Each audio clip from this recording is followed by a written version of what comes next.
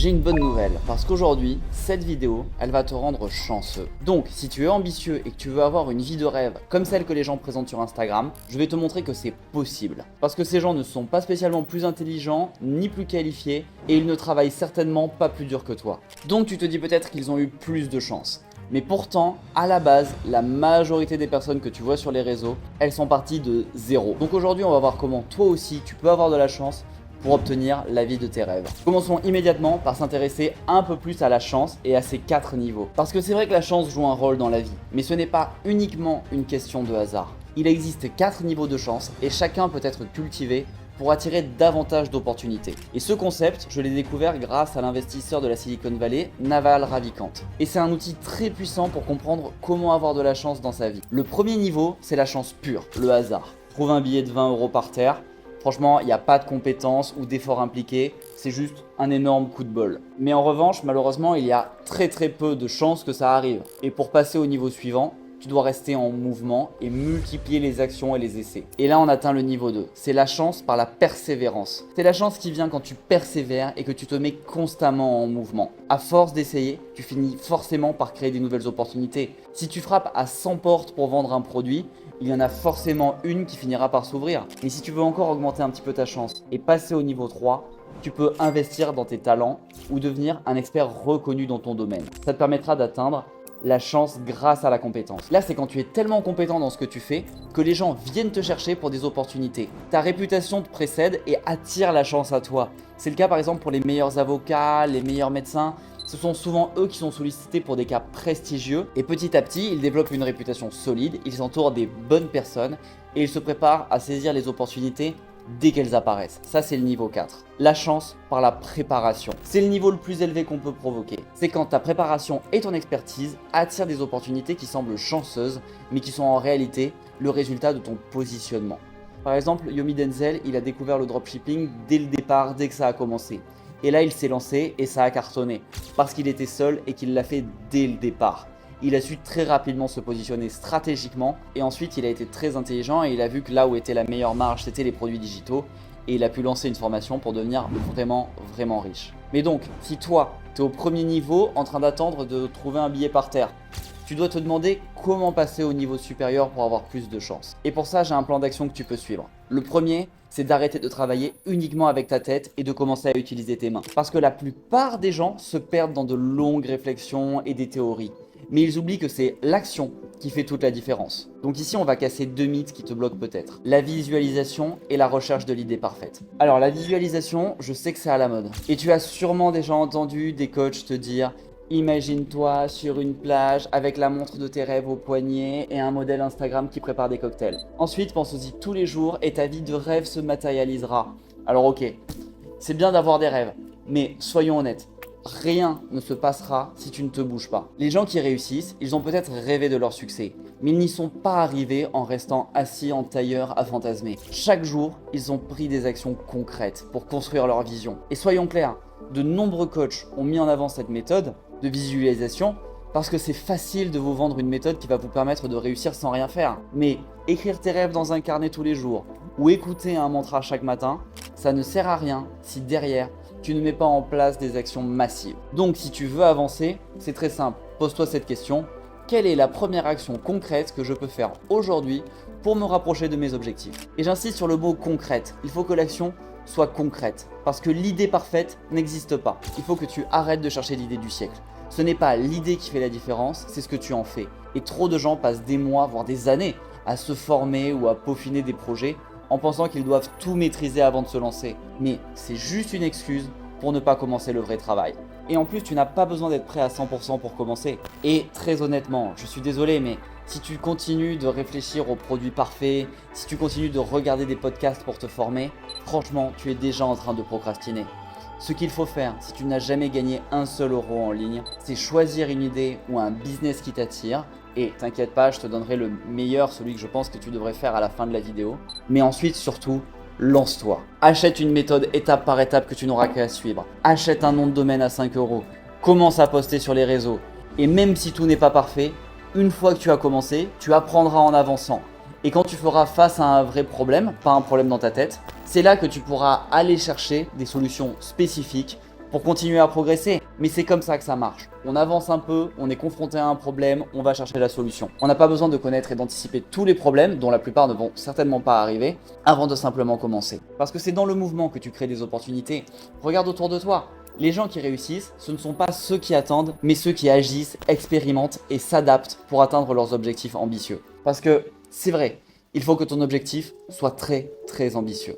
10x. Ça, c'est la théorie de l'américain Grant Cardone et j'adore cette théorie. Elle dit que si tu veux vraiment transformer ta vie ou ton entreprise, tu dois arrêter de chercher des petites améliorations à droite à gauche et viser une croissance 10 fois plus importante. Donc il faut tout multiplier par 10. Si tu as un employé, essaye d'en avoir 10. Si tu gagnes 5 000 € par mois, réfléchis à comment tu peux faire pour en gagner 50 000. Et tu vas voir que c'est souvent plus facile que d'essayer d'améliorer de 20%. Parce que viser très grand, ça te force à adapter une toute nouvelle approche au lieu d'optimiser ce que tu fais déjà. Je m'explique. Les petites améliorations, en fait, elles changent pas vraiment grand chose. Prenons un exemple. Si tu veux augmenter ton chiffre d'affaires de 20%, tu vas essayer d'optimiser quelques détails, peut-être ajuster un peu ton marketing, gagner un client de plus. Mais ça va te prendre du temps et c'est limité. Tandis que si tu vises x10, c'est tout autre chose. Ça va t'obliger à sortir de ta zone de confort et à imaginer des nouvelles solutions. Tu vas devoir repenser tes systèmes, explorer de nouvelles stratégies et casser les limites que tu te fixes. Parce qu'en plus, un objectif ambitieux, ça attire les bonnes opportunités. Quand tu vises 10x, tu attires les personnes motivées déjà, évidemment, les personnes les meilleures veulent des gros objectifs, mais tu attires aussi les meilleures opportunités. Parce que tu vois plus grand. Par exemple, Jimmy Denzel, il n'est pas resté sur le e-commerce. Il a dû réfléchir à comment faire 10 fois plus et il a découvert les produits digitaux et c'est ça qui lui a permis de vraiment exploser avec sa formation. Il a attiré à lui une super opportunité en pensant plus grand. Donc si tu veux le faire pour toi aujourd'hui, demande-toi que faudrait-il faire pour multiplier ce chiffre par 10. Par exemple, si tu es coach et que tu gagnes 5 000 par mois. Alors déjà félicitations parce que c'est pas ce que gagnent la plupart des coachs. Mais ensuite, comment faire pour gagner 50 000 par mois?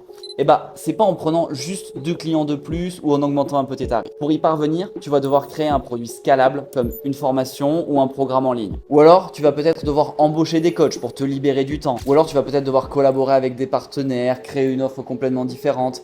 Enfin, en tout cas, tu ne peux pas continuer à faire ce que tu fais. Et ce que j'aime le plus avec cette règle, c'est qu'elle nous rappelle qu'on joue pas pour survivre, mais qu'on joue pour gagner. Ça nous pousse à innover, à prendre des risques calculés évidemment, et à voir grand. Alors tu vas peut-être pas y parvenir tout de suite, mais pour réussir à tout multiplier par 10, il faut que 80% de ton emploi du temps soit modifié. Il faut que tu arrives à déléguer et automatiser toutes les tâches répétitives. Par exemple, externaliser la comptabilité, le montage vidéo ou la gestion administrative. Et ensuite, il faut que tu te concentres sur les activités à forte valeur ajoutée. La stratégie, le développement de nouveaux produits et les opportunités qui ont un impact direct sur tes résultats. Alors, comment faire pour réorganiser ton emploi du temps et provoquer ta chance? Tout d'abord, il faut que tu rachètes ton temps parce que c'est la ressource la plus précieuse que tu possèdes.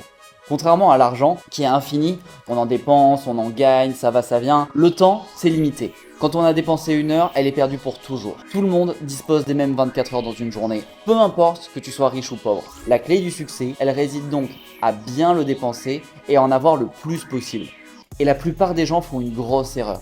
Ils dépensent leur temps pour économiser de l'argent. Ils font leur propre ménage, ils font leur lessive, leurs courses, ils travaillent au quotidien dans des tâches répétitives, tandis que les personnes riches, elles font exactement l'inverse. Elles dépensent de l'argent pour gagner du temps. Et ne te dis pas, je n'ai pas de femme de ménage parce que c'est pas pour moi, c'est un truc de riche. Évidemment que c'est un truc de riche, mais sans déconner, qu'est-ce qu'on essaye de faire? Et les vrais riches, ils sont pas débiles. Ils ne dépensent pas de façon stupide. Par exemple, s'ils prennent un jet plutôt qu'un vol commercial, en réalité, ils gagnent 5 heures en évitant l'attente dans le lounge, la queue au ticket et les douanes. Donc ils peuvent consacrer ce temps récupéré pour se concentrer sur des activités à forte valeur ajoutée. Que ce soit développer une compétence en se formant, créer un nouveau site de produits digitaux ou passer du temps avec ceux qu'ils aiment. Donc, pour savoir si tu peux déléguer cette tâche, il faut que tu te poses une question. Que ferais-je de ce temps récupéré? Si la réponse est Netflix, fais ton ménage.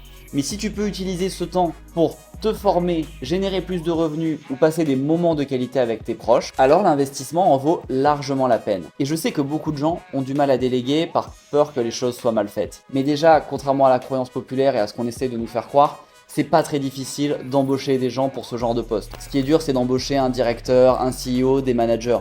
Mais embaucher quelqu'un qui va appliquer ce que tu lui dis, c'est assez facile. Par exemple, si on prend la comptabilité, la plupart des entrepreneurs n'aiment pas la compta et ils la font eux-mêmes pendant des jours pour économiser un comptable. Franchement, c'est idiot. Paie un comptable et toi, améliore ton offre pour trouver un nouveau client. D'ailleurs, pour acheter ton temps efficacement, il te suffit de suivre 3 étapes. La première, c'est de regarder ton emploi du temps et d'identifier les tâches que tu fais chaque jour et qui n'apportent pas grand-chose. C'est celles-ci qui vont être déléguées. Ensuite, tu investis dans des solutions. Par exemple, engager une femme de ménage, utiliser un service de livraison ou embaucher un assistant virtuel pour gérer tes réseaux sociaux. Et enfin, utilise ce temps à bon escient. Reprends le temps gagné pour te concentrer sur les activités qui se rapprochent de tes objectifs. Ou les activités qui te rendent heureuse, ça c'est au choix. D'ailleurs, pour sous-traiter le plus efficacement possible, tu devrais utiliser le principe suivant, le 10-90. Et elle marche même si tu es créatif ou que tu occupes une position dans laquelle tu penses que personne ne peut t'aider parce que tout dépend de ton expertise unique. Sache que c'est faux. Les plus grands créatifs, que ce soit Michel-Ange ou Léonard de Vinci, ils utilisaient déjà cette méthode pour maximiser leur productivité.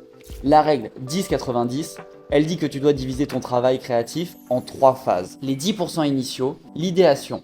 Alors là, tu es impliqué au départ pour définir la vision, l'objectif et les grandes lignes du projet. C'est ici que tu donnes une direction claire. Ensuite, il y a les 80% intermédiaires, l'exécution. Et cette phase, elle est confiée à ton équipe ou à d'autres collaborateurs. Ils réalisent le travail opérationnel en s'appuyant sur tes instructions et sur ta vision initiale. Et toi, tu reviens pour les 10% finaux, l'intégration, tu reviens à la fin pour affiner, valider et ajuster le produit final avant de le livrer ou de le publier. Par exemple, c'est la méthode que suivait Steve Jobs avec son designer Johnny Ive. Steve Jobs, il participait aux premières étapes pour définir le concept et les objectifs du produit. Puis, l'équipe de Johnny Ive, son designer, prenait le relais pour développer les prototypes. Et à la fin, Steve Jobs revenait dans les dernières phases pour apporter ses ajustements et peaufiner les détails avant le lancement. Cette méthode, elle permet de multiplier les projets que tu peux gérer, de te libérer du temps pour te concentrer sur ce qui a vraiment de la valeur et de créer un produit final encore meilleur grâce aux compétences de ton équipe. Parce que tu vas voir qu'en réalité,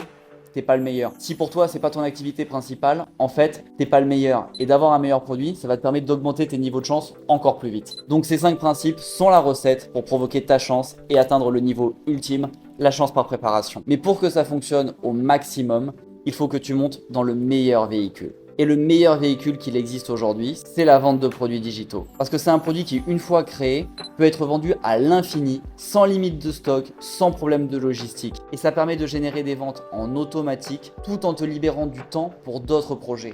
Et rappelle-toi, ton temps, c'est le plus important. Et c'est ça qui va vraiment te permettre d'être 100% libre. Parce qu'une fois lancé, le système tourne en automatique. Il n'y a pas d'appel de vente, rien. Et si tu veux 3 méthodes pour commencer à gagner tes premiers milliers d'euros sans dépenser un seul euro, sans aucun investissement, si tu es prêt à te donner les moyens de tes ambitions, je te laisse avec cette vidéo qui te donne quelques pistes. Évidemment, elle ne te donne pas toutes parce qu'elles sont toutes dans mon programme, mais ça ferait trop long sur YouTube. Et tu verras, c'est vraiment une opportunité que tu dois saisir aujourd'hui parce qu'elle fonctionne. La méthode a fait ses preuves, donc maintenant, c'est à toi de passer à l'action. En réalité, tu ne l'as peut-être pas réalisé, mais tu es déjà au niveau 3 de la chance parce que tu sais quelle est l'opportunité. Maintenant, il faut que tu te formes et que tu deviennes le meilleur pour vraiment réussir dans la vie. Et tu as déjà vachement avancé, je suis fier de toi. On se voit dans la prochaine vidéo, à tout de suite.